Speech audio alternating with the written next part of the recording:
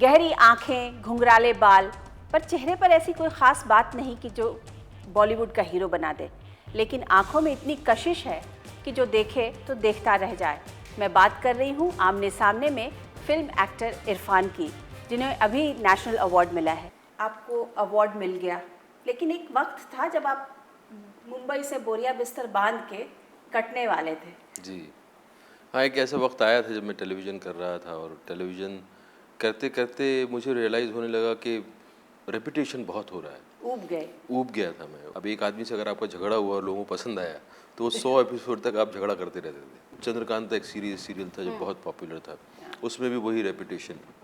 तो चंद्रकांता में तो मैंने उनसे कहा कि आप मुझे थोड़ा माफ़ी दे दो आप, तो उन लोगों ने मुझे मार दिया था। मार दिया, फिर उसके बाद 50 एपिसोड के बाद फिर उन्होंने कहा कि यार कर लो, उसकी डिमांड है उस कैरेक्टर की। तो मुझे फिर बुलाया गया, लेकिन मैं बद्रीनाथ नहीं फिर सोमनाथ बन के आया, उसका भाई। तो उस दौरान मुझे लगा था कि ये करने तो मैं नहीं आया था। दिग्पांशु धूलिया ने आपको रोक दिया कि नहीं, एक बार अवार्ड पा लेना फिर जाना। अब मुझे पूछना चाहिए उनसे कि मिल गया अब चला जाऊं क्या? इरफान सिंह तोमर फिल्म को बनने में 8 साल लग गए थे तकरीबन। बनने में नहीं, उसकी एक सपना देखा था, एक आर्टिकल उन्होंने पढ़ा था दिग्पांशु ने, और उसके बाद उनके मन में इच्छा हुई थी कि जो पहली फिल्म मेरी होगी वो यही होगी। तो 8 साल तक ये जद्दोजहद चलती रही कि पान सिंह के बारे में कुछ पता चल जाए, कहीं कुछ लिखा हुआ हो, लेकिन पुलिस रिकॉर्ड्स के अलावा और कुछ था नहीं। और ये एक अजीब सी बात है कि जो आदमी नेशनल चैम्पियन रहा है कई बार, उसके बारे में कोई रिकॉर्ड ही नहीं था। तो उसको में ही गुम गया। हाँ, बीहड़ में गुम गया है, और एक डकैत के नाम से लोग जानते थे। तो उसको सोर्स करने में, उनकी इन्फॉर्मेशन पता करने में, और किसी ऐसा प्रोड्यूसर ढूंढने में जो कि इस रिसर्च को स्पॉन्सर कर सके, उसमें टाइम लग गया। और फिर बनने के बाद भी वही थोड़ी सी दिक्कतें थी इसकी। आपको जब अवार्ड मिला तो क्या आप एक्सपेक्ट कर रहे थे इस पिक्चर के लिए कि एटलीस्ट? आप हर फिल्म में ऐसा एक्सपेक्ट करते हैं कि आप जितना कुछ है उसकी गुंजाइश है उसको पूरी तरह से एक्सप्लोर करने की कोशिश करते हैं, लेकिन फिल्म ज़िंदगी की तरह ही है, वो सरप्राइजिंग है, उसके बारे में अंदाज़ा लगाया नहीं जा सकता कि वो किस तरह से क्या चीज़ लोगों को पसंद आएगी, क्या इसका फार्मूला नहीं बना सकते।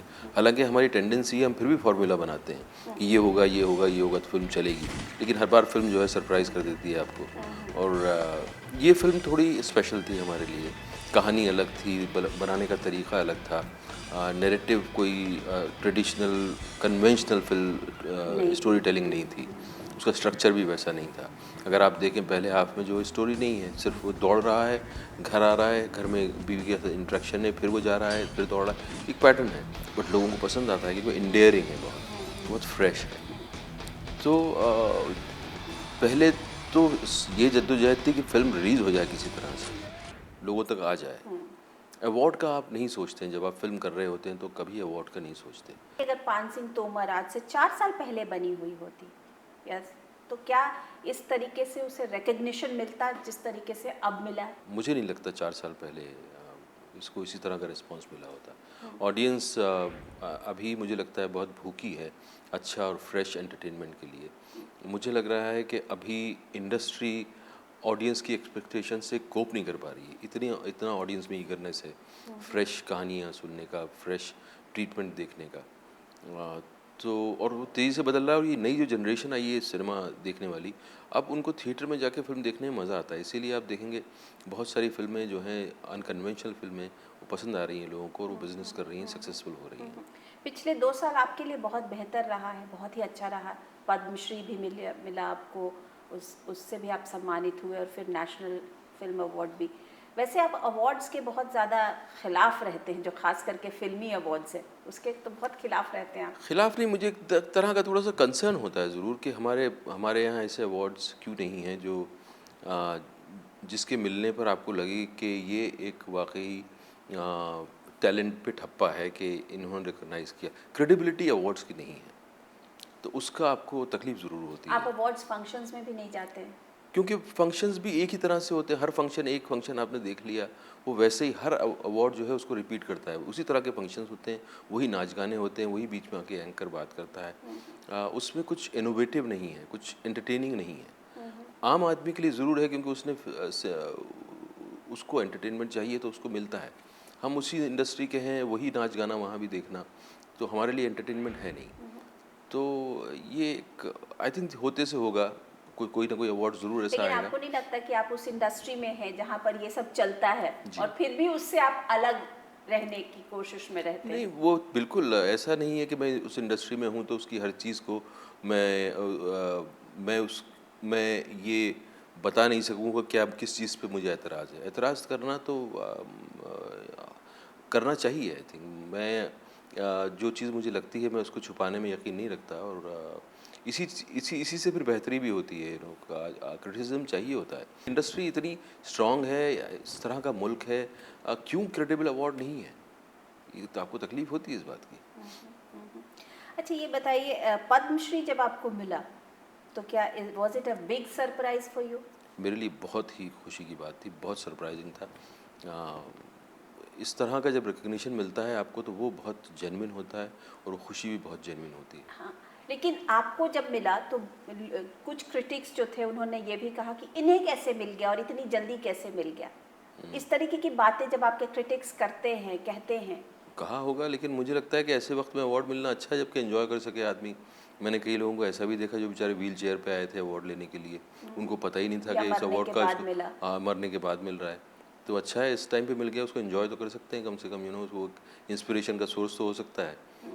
और ऐसे वक्त में मुझे मिलता कि जहाँ मैं व्हील चेयर पे होता तो मैं तो लेने नहीं जाता। आपकी माँ तो ये चाहती थी कि आप लेक्चरर बने, प्रोफेसर बने, लोगों को पढ़ाएं। ये जी। कहाँ से आप ड्रामा का भूत कहाँ से सवार हो गया? मेरी माँ टिपिकल मिडिल क्लास जैसे सबकी एस्पिरेशंस होती हैं कि कन्वेंशनल जो एक रिस्पेक्टेड प्रोफेशंस होते हैं, वो चाहती थी कि मैं उसको अपनाऊं। मैंने कोशिश की, लेकिन मैं बहुत जल्दी मुझे रियलाइज़ हो गया कि मैं ये बोरिंग है मेरे लिए काम। तो मैं कुछ ऐसा ढूंढ रहा था जिसमें कि मैं जो मुझे एंगेज कर सके, जिसमें मेरा इंटरेस्ट बना रहे। तो ये, और मुझे कुछ और शायद मिलता तो मैं उस तरफ चला जाता। सडनली मुझे फ़िल्में देखना मैंने शुरू की, और सडनली मुझे लगा कि ये क्या है? इसने मुझे बहुत आकर्षित किया और मुझे सम्मोहित कर लिया एक तरह से। और आपने तो 2 बार झूठ बोला। कई एक बार बार, बोला। हाँ, एक बार एडमिशन लेने के लिए जी, और एक बार माँ को ये बोलने के लिए कि हाँ मैं पढ़ के आऊँगा फिर पढ़ाऊँगा। जी, मैंने उनको कहा, मैंने उनको ये, अब उनको कैसे समझाता कि मैं जो है फ़िल्मों में काम करूँगा।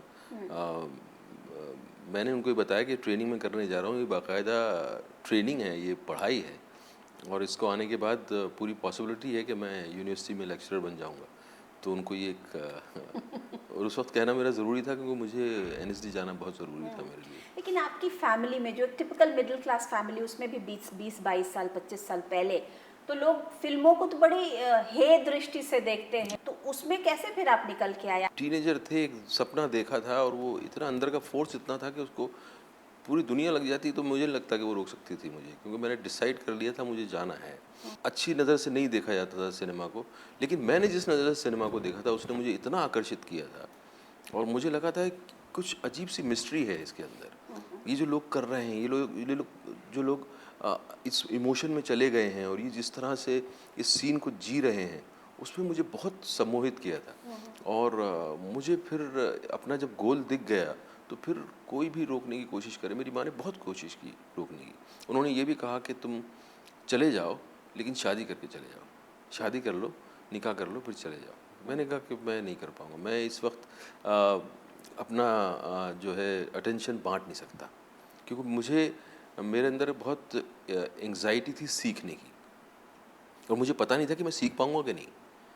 मैं देख रहा था बड़े बड़े एक्टर्स को, और मैं अपने आप को देख रहा था, मुझे लग रहा था कि मेरा बहुत लंबा जर्नी है वहाँ तक पहुँचने के लिए, कि मैं ये क्राफ्ट सीख पाऊँगा या नहीं। तो उसका इतना ज़्यादा अंदर से प्रेशर था कि मैं उसको बांट नहीं सकता था। तो क्या उस इंडस्ट्री ने आपको उसी तरीके से बाह खोल के लिया? इंडस्ट्री कभी भी किसी को ऐसे एकदम से बाँह खोल के तब तक नहीं लेती जब तक कि वो जो चाह रही है आप वैसा ही कर दो। लेकिन इंडस्ट्री ने रिस्पेक्ट किया हमें, ऐसा नहीं है कि मैं गया और वहाँ भटकता रहा काम के लिए। मैं दिल्ली में था, मैंने कुछ टेली प्ले किया था, एंड गोविंद जी ने उसको देखा था और उन्होंने मुझको बुलाया वहाँ। बट आप जब तक कि वो जैसा चाहते हैं, क्योंकि प्रोडक्ट है, प्रोडक्ट में अगर आप खुद प्रोडक्ट बन के उसको एनहांस नहीं करते तो वो तब तक आप वायबल और आप बिजनेस उनका वायबल होना चाहिए आपकी वजह से। वो नहीं होता तब तक वो तो क्या फ्रस्ट्रेशन हुआ आपको, नहीं, क्योंकि थोड़ा आप फिल्मों के लिए गए थे और टेलीविजन करने लगे?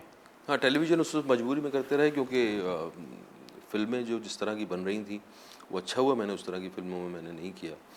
वो बहुत ही डार्क पीरियड था आई थिंक सिनेमा का, क्योंकि वीसीआर आ चुका था और फ़िल्में जो है मिडिल क्लास कट चुका था सिनेमा से, सिर्फ फ्रंट बेंचर्स के लिए फ़िल्में बनाई जा रही थी और बहुत ही क्रूड फिल्में थी। तो अच्छा हुआ मुझे उसमें चांस नहीं मिला। आई थिंक मुझे ज़िंदगी प्रिपेयर कर रही थी इस दौर के लिए, और टेलीविज़न से अच्छा ये हुआ कि उसने मुझे मौका दिया अपने क्राफ्ट को प्रैक्टिस करने का। ऊपर वाले ने कुछ डिसाइड कर रखा है आपके लिए कोई प्लान, जब तक कि आप वो एक्सपीरियंस नहीं कर लेंगे बार बार ज़िंदगी आपको उस मोड़ पे लाती रहेगी, बार बार घुमा घुमा के वो चैलेंजेस आपके सामने फेंकती रहेगी। आपको उन चैलेंजेस को रियलाइज़ करना ज़रूरी है, उनको समझना ज़रूरी है। जिस तरीके से आपको हिंदी फिल्म इंडस्ट्री ले लिया, उससे बेहतर हॉलीवुड ने लिया है और अच्छे अच्छे रोल्स मिले, नेम सेक हो या लाइफ ऑफ पाई, लेकिन क्या उसी तरीके का स्टैचर आपको बॉलीवुड में मिल पाया? इस दौर में अब जाके दूसरी तरह का सिनेमा भी बन रहा है अलग अलग किस्म का, और वो सक्सेसफुल हो रहा है। तो आई थिंक हमारा इंडस्ट्री भी उसी तरफ जा रही है, जो कि एक जिसमें एक परिपक्वता आएगी, जिसमें एक मैच्योरिटी आएगी, और उसमें अलग अलग मुख्तलिफ़ किस्म की फ़िल्में होंगी और ऑडियंस के पास चॉइस होगी अलग अलग फ़िल्में देखने की। वो समय आ रहा है। जब वो समय आएगा तो वैसे ही हर तरह के एक्टर को उसकी जगह भी मिलेगी। ये बताइए इरफान, आपके लुक में, आपकी अप्रोच में, सब में एक कन्वेंशनल चीज़ नहीं है और बॉलीवुड हमेशा से काफ़ी जब कन्वेंशनल रहा है। शुरू में मैंने सोचा था एक्टर बनने का, तो मुझे ज़रूर लगता था कि मैं लिमिटेशन है, लेकिन मैं इस बात से इत्तेफाक नहीं रखता। और कन्वेंशनल फेस मुझे लगता है कि थोड़ी बोरियत भी हो सकती है आपको देखते देखते, वो थोड़ी देर के लिए ठीक है। और मेरे लिए कभी भी सिनेमा जो है अपने आप को खूबसूरत दिखाने का माध्यम मैंने नहीं समझा है इसको। मैंने इसको किरदार करने का माध्यम समझा है, मैंने अपने आप को एक्सप्लोर करने का माध्यम समझा है कि मैं इसके थ्रू अपनी ज़िंदगी को समझूंगा, अपने आसपास की ज़िंदगी को समझूंगा, सोसाइटी को समझूंगा, मैं एक्सप्लोर करूंगा। तो ये मेरे लिए फ़ैशन परेड नहीं है सिनेमा। कहानी सुनाना जो है वो फ़ैशन परेड नहीं है, और ये इस बात की क्लैरिटी मुझे बहुत पहले हो गई थी। और अगर नहीं हुई होती, अगर मैं उस तरह से करने के लिए आता, तो मेरे हाव भाव, मेरे लुक्स बदल गए होते। मुझे कई बार ऐसा भी लगता है कि हमारी इंडस्ट्री में फ़िल्म मेकिंग जिस तरह की है और जिस तरह की कहानियाँ बनती हैं, उसमें एज होने को बहुत रिस्पेक्टफुल तरीके से ग्रेसफुली आदमी एक्टर जो है हमारे यहाँ का ग्रेसफुली एज नहीं करता नहीं है। करता है। उसको जो है हमेशा यंग दिखने का एक जो है उस पर एक प्रेशर बना रहता है। आई थिंक इससे भी आगे निकलेगी इंडस्ट्री, जब एक के कहानियों में इतनी गुंजाइश होगी कि हर तरह के हर एज के लोगों को के साथ वो इंसाफ कर सके। आपका जो परसेप्शन है वो ये क्यों बना हुआ है कि आप इंटेलेक्चुअल किस्म के एक्टर हैं, आप एक्टिंग करेंगे, आप स्टार नहीं बनना चाहते हैं? स्टारिज्म मेरे लिए बहुत फैसिनेटिंग चीज़ है नहीं। स्टार के लिए एक चीज़ बहुत ज़रूरी होती है कि वो ऑडियंस को ये बताए कि ही सुपीरियर देन देम। वो मुझे कहीं बहुत भाती नहीं वो बात। मैं सुपर ह्यूमन प्ले करने के लिए नहीं आया हूँ। कोई कहानी मिलेगी कभी करेंगे फॉर अ चेंज तो ज़रूर करेंगे, लेकिन मैं I can not continue doing roles जो कि ऑडियंस को ये बोले कि आपका दर्जा छोटा है, मेरा दर्जा बड़ा है, मैं आपने आपसे बेहतर हूँ। चुना नहीं या आपको मिला नहीं, ये दोनों बातें हो सकती हैं। तो इसके कारण कहीं ये कि oh I I I don't want to do it. नहीं, हम पैमाना बदलने के लिए आए, पैमाना बदलते हैं, पैमाना हमेशा एक सा नहीं रहता। ये किसी भी फील्ड में, और ये क्रिएटिव फील्ड है, इसमें पैमाने डिसाइड करके उसमें ढलने के लिए नहीं आए हम पैमाने का शेप बदलने के लिए आए हैं। ये बताइए, आप 100 करोड़ और इस तरीके की बातों को बड़े कॉन्डिसेंडिंगली देखते हैं। देखना चाहिए। आप उसको नीचे देखते हैं, आप कहते हैं कि नहीं, मुझे इससे कोई मतलब नहीं। देखना चाहिए क्यों? एक्चुअली, क्योंकि कहानी है ये। मेरी फिल्म ने 5,000 करोड़ भी किया है बिजनेस। लाइफ ऑफ पाई का बिजनेस आप उठा के देखेंगे तो बहुत बड़ा बिजनेस है। लेकिन कहानी को तोलने लग जाएं आप इससे कि ये तो इतने पैसे इसने कमाए हैं, तो इससे बड़ा अंधापन और इससे बड़ा जहालत क्या हो सकती है। अगर यही मापदंड बन जाएगा तो मुझे नहीं लगता कि कोई भी स्टार इसको पसंद करेगा। अगर आप उनके दिल से पूछिए, वो खुद नहीं कर रहे हैं। ये तो मीडिया का भी अपना है उसमें रोल, कोई ना कोई जो है बाय लाइन मिलती रहे, कोई ना कोई एक लाइन मिलती रहे। तो ये स्टार नहीं करवा रहा है ये चीज़, स्टार नहीं बोल रहा है कि मेरी फिल्म को बोलो आपके 200 करोड़ की है। लेकिन इससे आपको लगता नहीं कि और ब्रांडिंग और मार्केटिंग होती है, वो फिल्म की भी होती है और साथ साथ स्टार का भी रेट बढ़ता है, वो और भी शायद ज़्यादा प्राइस कमांड करते हैं। हाँ, तो जिन लोगों को सूट करता है वो ये बोल के ज़्यादा प्राइस लेते होंगे, उसमें जायज़ है उनका लेना। मैं अपना धंधा चलाने के लिए नहीं आया हूँ। धंधा तो चलेगा, that's by product, money is by product. But product क्या है, आपका मेन चीज़ क्या है? मैं क्या सिर्फ इतने पैसे इतने पैसे इतने पैसे, पैसों की ढेरी गिनने नहीं आया हूँ मैं। वो तो आएगा, that should be the by product. Okay. ये मेरा अप्रोच है। मुझे उसके अलावा क्या मिल रहा है वो मेरे लिए ज़्यादा ज़रूरी है। मैं क्यों इस फील्ड में हूँ, आपने अपना खान निकाल क्यों दिया? आज की वो डेट मेरी में मर्जी है, खानों कभी का लगा सिक्का दूँ। चलता है। मेरा तो नाम सब बड़ा लंबा चौड़ा है, साहबजादे इरफान अली खान, वो है अपनी जगह है। कभी लगता है आपको अच्छा लगता है इरफान लिखा हुआ। सो मेरी पहली फिल्म आई थी, उसके अंदर आया था इरफान इन एज वॉरियर, अच्छा लगा था मुझे। इसलिए तो नहीं आपने खान हटा दिया कि सब खान खान चल रहा है बॉलीवुड में तो इसलिए मैं हटा दूं? नहीं, ऐसा कुछ नहीं था, ऐसा नहीं था। It's just it's a feeling कि अच्छा लग रहा है ये। कई बार इससे ज़रूर आपको थोड़ा सा खींच होती थी कि लोग कंपेयर करने लगते हैं कि आप ये भी खान है, ये भी खान है, ये भी खान है, तो आप में और इनमें, अरे ये कोई बात है? एक्टर एक्टर है, और ये वजह नहीं है कि इसकी वजह से मैंने हटा दिया, बट उससे खींच ज़रूर होती थी। बेसिकली आप फिल्म इंडस्ट्री की जो लीक है उससे अलग सोचते हैं या उससे अलग हट के चलते हैं? तो क्या इरफान के अंदर वो जो 20-25 साल पहले जो इनसिक्योरिटीज़ थी वो सब कंप्लीट हो गई, वो सेटिस्फाइड हो गई? इनसिक्योरिटीज़ थी मेरे अंदर, और ऐसा नहीं है कि मैं पैसे के लिए नहीं करता हूँ। पैसा मेरे लिए इम्पॉर्टेंट है, लेकिन पैसा मेरा प्राइम ऑब्जेक्ट नहीं है। अगर मुझे सिर्फ पैसे के लिए कुछ फ़िल्म करनी पड़े तो मेरे लिए वो तकलीफ़ देह एक्सपीरियंस होता है, लेकिन मुझे मेरे काम का मेहनताना न मिले वो भी तकलीफ़ देह होता है। और पहले थी इनसिक्योरिटीज़, और पहले वो इनसिक्योरिटीज़ मेरे साथ क्या कर रही थी, मुझे किस तरफ लीड कर रही थी, उनको ज़रूर मैंने डील किया है। मेरी ज़रूरतों को मैंने ज़रूर कम किया है। क्योंकि इस पैसे की ज़रूरत होती है, पैसा आपकी ज़िंदगी को आसान करता है, बट पैसा मुझे ड्राइव नहीं करता। पैसा मेरे इस्तेमाल की चीज़ है, मैं पैसे से इस्तेमाल नहीं होना चाहता। आज जैसे जिनके सिक्के चल रहे हैं, जो खान, सलमान खान, शाहरुख खान, आमिर खान, अक्षय कुमार, रणबीर कपूर, इन लोगों में से आपको कौन सा एक्टर बेहतर लगता है? अच्छे हैं सब लोग अपनी जगह, सबकी अपनी एक यूनिकनेस है, और इसी वजह से वो लोग इतने सालों से उस जगह पे टिके हुए हैं। ये फ्लूक नहीं है। पिछली कुछ जनरेशन में ज़रूर ऐसे लोग थे जो कि पता नहीं कौन सी स्याही से किस्मत लिखवा के आए थे कि वो कुछ भी करें, उनकी उसका चलता रहता था उनका। अगर आज की डेट में आपके पास दबंग की स्क्रिप्ट आई होती तो क्या आप करते? दबंग की स्क्रिप्ट आई थी मेरे पास पहले, लेकिन उससे कुछ कारण रहे थे कि वो नहीं हो पाई थी। तो दबंग तो अच्छी स्क्रिप्ट थी, वो क्यों नहीं करती, ज़रूर अच्छी स्क्रिप्ट थी। लेकिन आप मेन स्ट्रीम कमर्शियल फिल्म नहीं करना चाहते? मेन स्ट्रीम कमर्शियल फिल्म क्या होता है? आप गाइड को क्या कहेंगी, आप शोले को क्या कहेंगी, आप पाकीज़ा को क्या कहेंगी, आप मुग़ल आज़म को क्या कहेंगी? मेन स्ट्रीम कमर्शियल सिनेमा को अगर आप सिर्फ कुछ सतही फिल्मों से ही आंकने लग जाएं तो ये इंसाफ नहीं है, क्योंकि हमारी इंडस्ट्री ने बहुत खूबसूरत फिल्में दी हैं और वो मेन स्ट्रीम कमर्शियल सिनेमा ही था। इरफान अपने लिए क्या उम्मीद रखते हैं अगले साल? लोगों को इंगेजिंग, एंटरटेनिंग, वायबल सिनेमा, ऐसा सिनेमा जो उनकी यादों में रहे, ऐसा सिनेमा जो उनके दिल को गर्म करे, ऐसा सिनेमा जो उनको उनके उनके बारे में कुछ सच्चाइयाँ बताए, ऐसा सिनेमा जो उनको खूब एंटरटेन करे, ऐसा सिनेमा जो 10 साल बाद भी देखें तो उतनी ही चाव के साथ देखें। हाँ, और ऐसा सिनेमा जो सिनेमा हॉल से जब वो वापस लौटें तो वो कहानी उनके साथ रहे, हफ्ते हफ्ते भर रहे, और वो फिल्म उनसे बातें करती रहे। हाँ, मैं ऐसा नहीं सिनेमा नहीं करना चाहता कि वन नाइट स्टैंड, कि आप गए थे और बाद में पछताएं, दूसरे दिन आपको अजीब सा लगे कि यार ये क्या हो गया। मैं ऐसा चाहता हूँ कि जो एक लम्हा आपके साथ रहे वो यादगार बना रहे और उसकी खुशबू महकती रहे आगे तक।